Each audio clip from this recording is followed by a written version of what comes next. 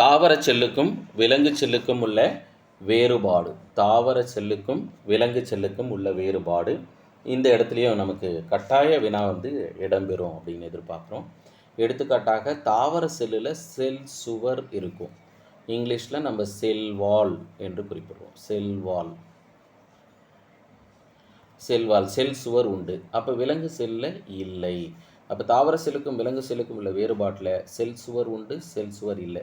இங்கே நமக்கு எப்படி வினா கேட்கலான்னா ஸ்டேட்மெண்ட்டில் வினா கேட்கலாம். ஸ்டேட்மெண்ட் நம்ம அப்ஜெக்டிவ் டைப்பில் ஸ்டேட்மெண்ட் பேஸ்டு கொஸ்டின்ஸ் இருக்குது. என்னென்னா அசர்ஷன் கேள்விப்பட்டிருப்பீங்க. அடுத்து ரீசன் அப்படின்னு கேள்விப்பட்டிருப்பீங்க.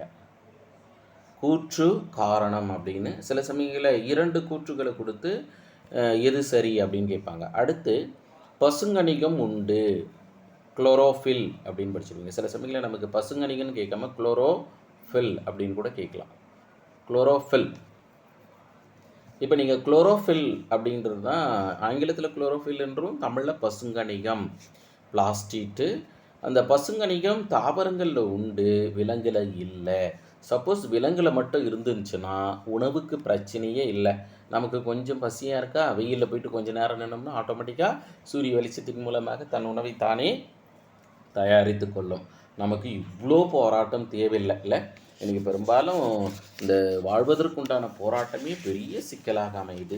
அந்த நிகழ்ச்சி எல்லாமே போயிருக்கும் மனித குலத்தில். அன்பார்ச்சுனேட்டாக இயற்கையின் படைப்பில் தாவரத்துக்கெல்லாம் தன் உணவை தானே தயாரிக்க சக்தி கொண்ட செல் நுண்ணுறுப்பான பசுங்கணிகம் குளோரோஃபில், ப்ரெசன்ஸ் ஆஃப் குளோரோஃபில் இருக்குது. ஆனால் நம்ம விலங்குல இது இல்லை. அடுத்து பெரிய குமிழ்கள் காணப்படுகின்றன. பெரிய குமிழ்கள் தாவர செல்லில் உண்டு, ஆனால் விலங்கு செல்லில் இல்லைன்னு சொல்ல முடியாது. சிறிய குமிழ்கள் இருக்கின்றன. சிறிய, இங்கே பெரிய. அடுத்ததாக சென்ட்ரியோல் தாவர செல்லில் கிடையாது. ஆனால் விலங்கு செல்லில் இப்போ பாருங்களேன், இதுதான் விலங்கு செல்லுன்னு எடுத்துட்டோம்னா இது உட்கருக்கு மேலே சென்ட்ரியோல் இருக்கும். எங்கே விலங்கு செல்லில் பார்த்தோம்னா. ஆனால் தாவர செல்லில் அது இல்லை. அதுக்கு அடுத்தது பார்த்தீங்க அப்படின்னாக்கா டிக்டியோசோம்கள். இது செல் வால். இப்போ தாவர செல் எடுத்துட்டிங்கன்னா இது பாதுகாப்பான படலமான பிளாஸ்மா படலம்.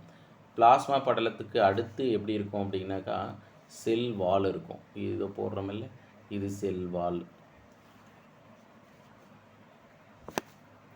இந்த வெளிப்புறத்தில் போட்டிருக்கோமில்ல, இது செல் சுவர் ஆர் செல் வால் அப்படின்னு சொல்லுவோம். செல் சுவர்.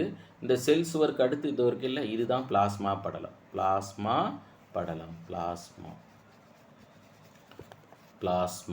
படலம் அல்லது செல் படலம் அப்படின்னு படிச்சிருப்போம்.